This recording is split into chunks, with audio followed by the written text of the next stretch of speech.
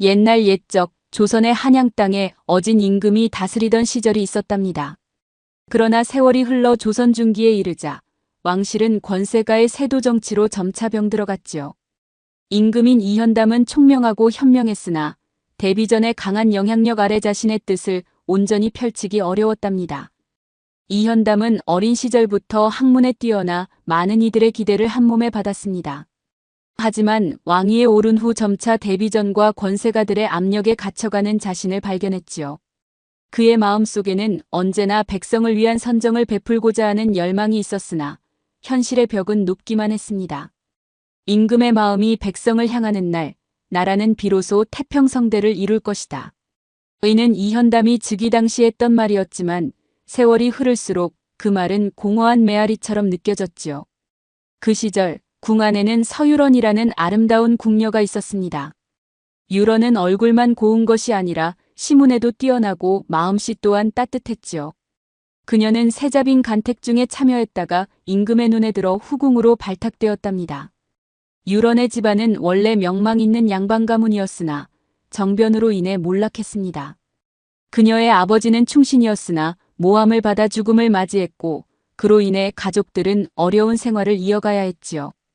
유런은 어린 시절부터 시와 서화를 배웠으며 특히 그녀의 시는 깊은 감성과 통찰력이 담겨 있었습니다.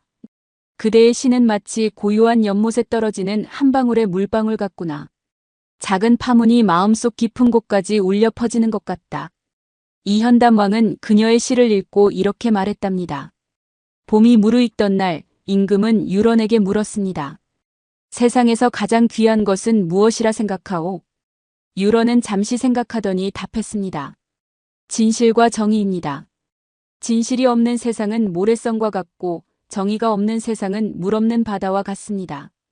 임금은 그녀의 대답에 감동했고 그날부터 더욱 그녀를 신뢰하게 되었습니다. 유런은 정식왕비는 아니었으나 임금으로부터 정실에 가까운 총애를 받았지요. 임금은 밤이면 그녀의 처소를 찾아 시를 논하고 나란 일을 의논했으며 때로는 그녀의 지혜로운 조언에 귀를 기울이기도 했습니다. 폐하, 백성들의 고통은 곧 나라의 근심입니다. 권세가들이 세금을 더 거두려 한다면 그것은 나무의 뿌리를 약하게 만드는 일입니다. 뿌리 없는 나무가 어찌 꽃을 피울 수 있겠습니까? 유런의 말에 임금은 고개를 끄덕였고 이로 인해 몇 차례 백성들에게 유익한 정책이 시행되기도 했답니다. 유런의 조언으로 인한 흉년 대책이 효과를 보자 백성들 사이에서는 연꽃 같은 여인이 임금의 귀를 열었다는 말이 퍼지기도 했습니다. 유런은 자신의 영향력을 사리사욕을 위해 쓰지 않고 항상 나라와 백성을 위해 사용했습니다. 그녀는 궁녀들에게 글을 가르치고 흉년으로 고통받는 백성들을 위해 자신의 보화를 내어 구휼미를 마련하기도 했지요. 그러나 이를 시기한 데뷔전 세력은 유런의 출신 배경을 문제 삼기 시작했지요. 저 서유런이란 여자 알고 보니 양반 집안이라 하나 이미 몰락해 천한 상민과도 어울렸다고 합니다. 어찌 그런 자가 임금 곁에서 국사를 논할 수 있단 말입니까? 게다가 그녀의 주변에는 언제나 수상한 인물들이 맴돌고 있다 합니다. 데뷔전의 말에 신하들이 술렁이기 시작했고 임금의 귀에도 이런 소문이 들려왔습니다. 데뷔전은 사실 자신의 조카를 왕후로 만들고자 하는 계획을 갖고 있었기에 유런의 존재가 눈엣 가시였던 것입니다. 가을빛이 짙어가던 어느 날 놀라운 사실이 밝혀졌습니다. 유런이 과거에 견무진이라는 무명의 자객을 살려주고 은신시켰다는 기록이 발견된 것입니다. 견무진은 몇 년 전 조정의 피해 숙청 때 은밀히 활동했던 자객으로 많은 충신들이 그의 도움으로 목숨을 건졌다는 소문이 있었지요. 견무진은 원래 무관의 자제로 태어났으나 그의 아버지인 병조 판서가 모함을 받아 역적으로 몰려 죽자 그는 세상에서 모습을 감추었습니다.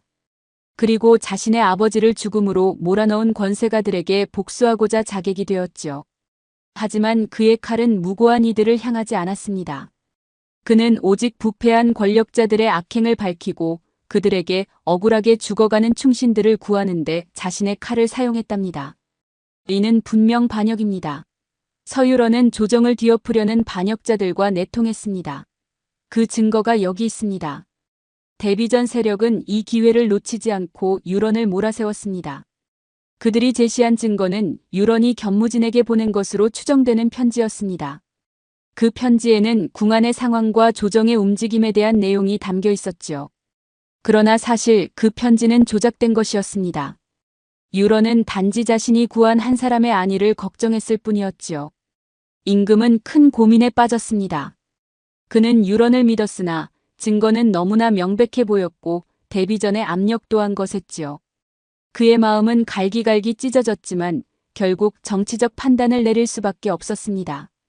연꽃은 진흙 속에서 피지만 그 진흙이 너무 깊으면 결국 꽃은 시들고 맙니다. 나라의 근본이 흔들리면 그 누구도 온전할 수 없습니다. 임금은 한숨을 쉬었습니다. 깊은 고뇌 끝에 그는 가슴 아픈 결정을 내릴 수밖에 없었습니다. 서유런을 패서인하고 궁박별궁에 유폐하라. 다시는 궁에 들이지 말라. 임금의 목소리는 무거웠고 그의 눈에는 슬픔이 가득했지만 왕명은 이미 내려진 뒤였습니다. 유런은 자신의 처소에서 내쫓기던 날 오직 한 권의 시집과 검은 고만을 가지고 나왔습니다. 그녀는 뒤돌아보지 않았고 눈물도 흘리지 않았지요. 다만 마지막으로 임금이 심어준 작은 매화나무를 바라보며 마음속으로 작별을 고했을 뿐입니다. 모진 겨울을 이겨내고 꽃을 피우듯 나 또한 이 시련을 견디리라. 그렇게 유런은 화려한 궁을 떠나 작은 별궁으로 옮겨졌고 세상과 단절된 채 홀로 지내게 되었답니다. 별궁은 높은 담장으로 둘러싸여 있었고 오직 한 명의 나이든 시녀만이 그녀를 돌보았지요. 유런은 그곳에서 시를 짓고 검은고를 켜며 쓸쓸한 날들을 보냈습니다. 견무지는 어둠 속에서 살아가는 자객이었습니다. 그는 얼굴도 이름도 없는 그림자 같은 존재였지요. 하지만 그에게도 한 번의 인생 전환점이 있었습니다. 몇 년 전 조정의 피해 숙청이 있던 날 밤 심한 부상을 입고 도망치던 그를 살려준 것이 바로 유런이었지요. 당시 몰락한 양반 집안의 규수였던 유런은 자신의 집 뒤뜰에 쓰러진 견무진을 발견하고 몰래 치료해 주었답니다. 그날은 눈이 내리던 겨울밤이었습니다. 유런은 집 뒤편에서 들리는 이상한 소리에 문을 열었고 거기서 피투성이가 된 한 남자를 발견했지요. 보통 사람이었다면 겁에 질려 도망갔겠지만 유런은 그를 끌어안고 집 안으로 데려왔습니다. 당신은 누구시기에 이렇게 부상을 입으셨나요? 유런이 물었을 때 견무진은 대답하지 않았습니다. 그는 경계의 눈빛으로 주변을 살폈고 말을 아꼈지요. 말씀하지 않으셔도 좋습니다. 다만 제가 도울 수 있을 때까지만이라도 이곳에 머무르세요. 세상에는 이유 없이 피를 흘리는 사람은 없다고 생각합니다. 당신에게도 분명 사연이 있겠지요. 유런은 밤마다 그의 상처를 치료했고 스스로 약초를 찧어 약을 만들었습니다.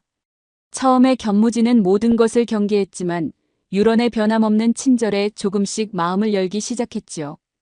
어느 날 밤 열이 심하게 오른 견무지는 의식 없이 중얼거렸습니다. 아버지, 억울합니다. 그들은 모두 거짓말쟁이. 반드시 진실을. 유런은 그의 말을 듣고 더욱 그를 돌보았습니다. 점차 회복되어가는 견무진에게 유런은 책을 읽어주고 검은고를 연주해 주었지요. 그렇게 몇 주까지 나자 견무진의 상처는 많이 아물었습니다. 유런의 따뜻한 보살핌 아래 견무진은 회복되었고 그 과정에서 자신의 임무를 조금씩 털어놓게 되었습니다. 그는 권세가들에 의해 억울하게 죽어가는 충신들을 구하는 일을 하고 있었지요. 저의 아버지는 병조판서였습니다. 그는 왕을 위해 충성을 다했지만 데비전과 결탁한 권세가들의 음모로 역적으로 몰려 죽었습니다. 저는 그날 이후 세상에서 이름을 지우고 아버지와 같은 운명에 처한 이들을 돕기로 했습니다. 그들은 왕을 위해 충성했을 뿐인데 권세가들의 계략으로 역적이 되었습니다. 제가 그들을 돕지 않으면 누가 그들을 도울 수 있겠습니까? 이것이 제가 자객이 된 이유입니다. 견무진의 말에 유런은 깊이 공감했습니다. 그녀 또한 아버지를 부당하게 잃은 경험이 있었기 때문이지요. 유런은 심지어 그를 도와 몇몇 충신들에게 피신처를 마련해주기도 했답니다. 그녀는 자신의 오빠가 남긴 빈집들을 피신처로 제공했고 필요한 물품들을 몰래 전해주었지요. 그렇게 몇 달을 함께 지내며 두 사람은 깊은 인연을 맺었습니다. 견무진은 처음으로 누군가를 위해 자신의 목숨을 바칠 수도 있겠다는 생각을 했고 유런은 그의 곁에서 진정한 의지처를 찾은 듯했지요. 하지만 그들의 시간은 길지 않았습니다. 봄이 오고 꽃이 피기 시작할 무렵 견무지는 자신의 정체가 탄로날 위험이 있다는 것을 깨달았습니다. 그는 유런의 안전을 위해 떠나기로 결심했지요. 나는 곧 떠나야 합니다. 당신 곁에 있는 것이 당신에게 위험을 가져올 수 있습니다. 하지만 언젠가 당신의 도움이 필요할 때 반드시 돌아와 그 은혜를 갚겠습니다. 유런은 그의 결정을 이해했고 마지막 선물로 자신이 지은 시 한 편을 적은 비단 손수건을 건넸습니다. 긴 그림자 저물녘에 사라지니 돌아올 길 있을까 묻지 마오. 인연이란 실 한 가닥 끊어지지 않으니 다음 만남 기약하며 이별하네. 견무지는 그 손수건을 품에 넣고 밤안개처럼 사라졌습니다. 유런은 얼마 후 세자빈 간택에 참여하게 되어 궁에 들어갔지요. 두 사람의 인연은 그렇게 끊어진 줄 알았습니다. 하지만 유런이 폐서인되어 별궁에 유폐되었다는 소식이 견무진의 귀에도 들려왔습니다. 그는 자신 때문에 유런이 고통받는다는 사실을 알고 즉시 한양으로 돌아왔답니다. 그녀가 나 때문에 이런 고통을 받다니. 이 목숨을 바쳐서라도 그녀를 구해야 한다. 견무지는 은밀히 별궁 주변을 맴돌며 유런을 지켰습니다. 그는 밤이면 담을 넘어 유런의 안위를 살폈고 낮에는 평범한 장사꾼으로 변장의 주변을 감시했지요. 그는 때때로 작은 꽃이나 시구를 적은 종이를 담 너머로 던져두기도 했습니다. 그러나 유런은 자신이 지켜지고 있다는 사실을 알지 못했답니다. 한편 데비전 세력은 유런을 완전히 제거하기 위한 계획을 세우고 있었습니다. 그들에게 유런은 단순한 후궁이 아닌 정치적 위험 인물이었지요. 특히 데비전은 자신의 조카를 왕후로 만들고자 하는 계획이 있었기에 임금의 마음을 사로잡았던 유런의 존재가 눈에 가시였습니다. 폐하 서유런이 별궁에서도 반역 세력과 연락한다는 소문이 있습니다. 그녀의 시녀가 수상한 편지를 전달받는 장면이 목격되었습니다. 이는 나라의 안위와 직결된 문제입니다. 사실 그 편지는 견무진이 유런을 위로하기 위해 보낸 시구였으나 데비전 세력은 이를 증거로 삼아 유런을 계속해서 모함했습니다. 그들은 유런이 궁에서 쫓겨난 후에도 여전히 임금의 마음에 남아있다는 것을 알았고 그것이 두려웠지요. 데비전 세력의 끊임없는 압박에 임금은 마침내 가슴 아픈 결정을 내립니다. 가을달이 가장 밝은 밤, 임금은 술에 취해 마음의 방어를 내려놓았을 때 데비전이 올린 상소에 옥새를 찍습니다. 서유런에게 사약을 내리노라. 임금의 목소리는 떨렸고 그의 손에 쥔 옥새에서는 피가 묻어날 만큼 세게 쥐었지만 이미 결정은 내려진 후였습니다. 다음 날 아침 술에서 깬 임금은 자신이 무슨 일을 했는지 후회했지만 이미 명령은 내려진 뒤였습니다. 데비전 세력은 승리의 미소를 감추며 명을 받들었지요. 오늘 밤 반드시 집행하라. 어떤 변명이나 지연도 용납하지 않을 것이다. 그날 밤 사약은 별궁으로 향했고 견무지는 이를 지켜보며 어떻게든 유런을 구해야 한다는 생각으로 가득 찼답니다. 그는 한 가지 계획을 세웠습니다. 자신이 유런을 대신해 죽음을 맞이하겠다는 것이었지요. 늦은 밤 차가운 바람이 별궁을 감싸고 있었습니다. 유런은 정갈한 백색 한복을 입고 사약이 도착하기를 기다리고 있었지요. 그녀는 이미 모든 것을 체념한 듯 평온해 보였습니다. 마지막으로 그녀는 자신이 지은 시 한 편을 써서 탁자 위에 올려두었습니다. 인생이란 짧은 꿈에 무엇을 남기리. 한 줌 흙으로 돌아갈 몸 슬퍼할 것 없네. 다만 한 가지 아쉬움 있다면 당신의 얼굴 마지막으로 보지 못함이라.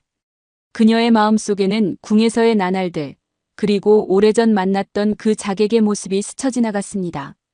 그녀는 창밖에 떠있는 밝은 달을 바라보았습니다. 그 달빛이 어쩌면 그녀가 그리워하는 모든 이들에게도 닿고 있을 것이라 생각하며 미소 지었지요. 관리들이 도착하자 종종 걸음으로 그들을 맞이했습니다. 서유런, 왕명으로 사약을 내리노라. 사약을 가져온 관리의 목소리가 무겁게 울렸습니다. 유런은 고개를 끄덕이며 담담히 사약을 받아들었습니다. 그녀는 창밖의 달을 바라보며 잠시 침묵했지요. 마지막으로 임금을 생각하는 듯 했습니다. 폐하께 마지막 말씀 전해주세요. 연꽃은 진흙 속에서도 꽃을 피우나 바람에 흩날리는 꽃잎은 돌아오지 못합니다. 다음 생에는 더 맑은 연못에 피어나길 소망합니다. 그녀의 말에 관리도 눈시울을 붉혔습니다. 유런은 천천히 사약잔을 들어 올렸습니다. 그녀의 손은 떨리지 않았고 눈에는 비장함이 서려 있었지요. 그러나 사약잔이 그녀의 입에 닿으려는 찰나 갑자기 한 그림자가 나타나 사약잔을 낚아챘습니다.